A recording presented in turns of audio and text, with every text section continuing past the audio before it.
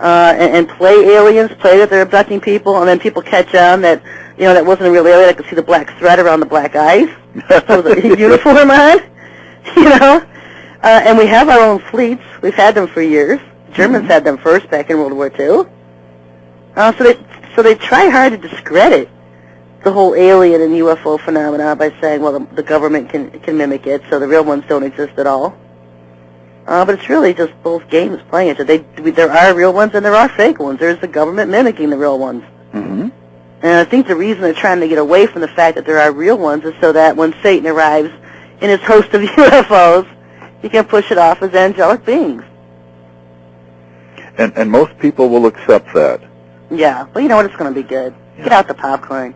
I wish it would go like that. I would sit outside in a lawn chair with popcorn and just watch this thing unfold. I very much like what you said. It was really perceptive about.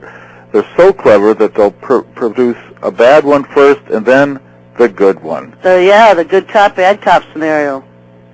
Yeah. Well, we always knew. I mean, we talked about this, I think, last year or earlier this year sometime, about different things that they were going to pull off. They could try to pull off the bad tribulation first, the false one, then the real one comes, and different routes that they can do. And this whole thing, because how do you explain this Maitreya and Sananda walking the earth at the same time? Mm-hmm. And Maitreya comes and goes. He always has. He'll show up in Ethiopia. He'll get his picture taken and then disappear. Mm-hmm. And he's going to appeal to the Arabs. There's not a church in the United States that's going to buy this Maitreya as the Messiah. But they will buy Sananda. And so there's not an Arab they will. That will accept Jesus. But they'll buy Maitreya. And now you have that Rick Warren crowd out there trying to unify and mobilize everyone into some sort of action. Oh, I stay away from all that charismatic craziness stuff. That's so many a good of them word for it. Get their visions and their prophecies from Gabriel. Mm-hmm. And I've talked about how I love using Gabriel. They've had him all over the place. Giving false visions and prophecies for years, showing up as an angel in people's bedrooms at night. And first of all, you know what? If a real angel of the Lord showed up in your bedroom at night, you would not sit up off your bed and listen to what they had to say. You'd be on the floor. Yes. You would be completely floored. And you know what? That angel would identify himself. He would proclaim he was being sent by the throne of God. He would, you know what I mean? Mm-hmm. He would clarify himself so there would be no doubt. He would not be having these casual conversations he has had with so many of these people that proclaim that they had straight prophecies from him. There's no way. In all of the biblical visitations, the angels kept their messages very, very short. Yeah, and these guys love to talk. They love to talk. If they've got an audience, they will not shut up. Mm-hmm. And that's why you can tell a lot of these prophecies are just 2 and 3, 4, 5, 6 pages long. Even when the Lord talks to me, I think the most he's ever given me is maybe 6 paragraphs that I've been able to just jot down while he's speaking, and try to do by memory later. Because how are you going to have a pen and paper in your hand if the Lord's just speaking to you out of nowhere? If you're doing the dishes, the Lord starts speaking to you. There's one of these people that if you're sitting down with a notebook saying, okay, speak, then you're channeling. Then you're channeling, yes. So it's very touchy, and they have no parameters to where they measure anything. They're not testing the spirits to see if they are of the Lord. Mm-hmm. Because if you drill one of these things, no matter how angelic they look, they all have these vicious tempers, and they can't last long. They cannot last long. They lose it. They totally lose it. So if you start drilling one, instead of practically being put on the knees yourself and wanting to hide under a rock like you would if it was the Lord, and one of his angels, these things will start getting vicious. They'll start getting angry. And so that's the big difference. Needle them. Test the spirits. Demand to know who they are and where they're from. Usually when they're from Satan, they run. That's very good. So many people never test.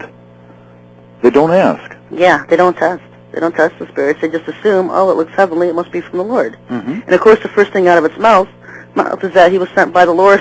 What Lord? Which Lord? Yours or mine? Yes. People never test them. No.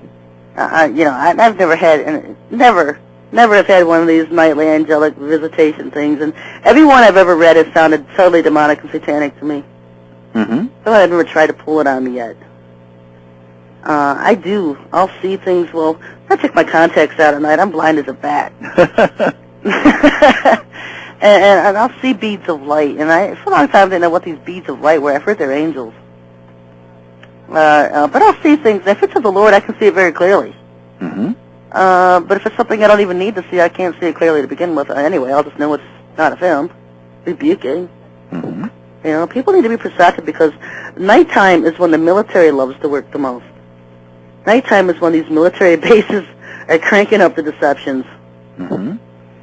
You know, and they'll hit you with their dream manipulations. I've talked about it on the Watcher File site. Their dream machines. Mm-hmm. Well, they can implant people with false dreams, false visions. The technology is just amazing that exists today. Yeah. It's totally different than anything that the Lord's people in any other century have ever had to deal with. And so when I ask the Lord for ways to combat it, and He tells us to do things to fight against it, people just totally reject it because He never had the people before do it. Well, they weren't fighting the same things we're fighting. Mm-hmm. They weren't fighting the same things.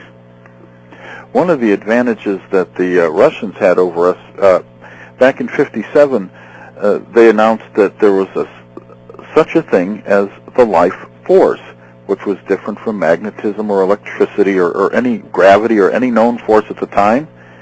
They said that all those amazing movements within the cell and the way that the cell divides and how it knows to do what it's doing, that's not chemical, it's not magnetic, it's not electrical, it's not gravitational, it's not mechanical.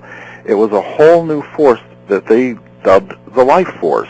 Yeah. And they felt that the life force came from another dimension, for lack of a better word, and that the genetic material simply received this information and helped interpret the instructions, but a much larger body of information came from elsewhere. We would call that God. But Americans, so bogged down with evolution and not wanting to look at the life force or anything spiritual, just totally ignoring it with blinders, missed 10, 20, 30 years of technological development that the Russians had free reign with. Yeah, well, the Russians have been in contact with a lot of these alien forces behind the scenes, and that's an alien term, the life force. Yeah. And you'll see the New Agers pick up on it. There's something that's channeled straight from the aliens themselves. I don't like the word myself, though. Yeah, but sometimes you just don't know how else to explain this stuff. Mm-hmm. But what they're coming out with is that evolution is going to take a back seat to intelligent design. Mm-hmm. And a listener sent me this info a couple weeks back, and the fact that these schools are going to start introducing it, taking out evolution and putting in intelligent design. Intelligent design leading back to the fact that we were created in test tube by aliens. Anything to deny God. Yeah, anything. Just any kind of straws, they can grasp it all. And that's all evolution was, the grasp of straws, because they didn't want to have to acknowledge God. Mm-hmm. So, they knew when they threw up evolution it didn't make any sense. I've been alive for 39 years now, and I've not seen anything evolve. Men are still men. Women are still women. No one's got an extra ear or an extra hand or evolved into anything better than they were when they were born. Everyone's born the same year after year after year. I mean, there's not, Mm-hmm. And I've said on this, my articles before, the pre-Adamic civilization, the Cro-Magnon man, the cavemen back then, were all designed, created by the aliens. That's the whole missing link, was the fact that the Lord didn't create those. Mm-mm. The Lord created man. He created Adam and Eve, did not create those beings. And so that was the missing link, the Lord. It's amusing, too, how so many of these scientists say, you need this tremendous body of evidence before we can accept anything, and yet they'll go on a single set of bones that they found somewhere that were only partially put together and build a giant theory on it. Yeah, and you know what, that covers that whole area of Satan's rebellion when he was going to be like God. I can become like God. Mm-hmm. And he was trying to create and create his own creation. People think his rebellion happened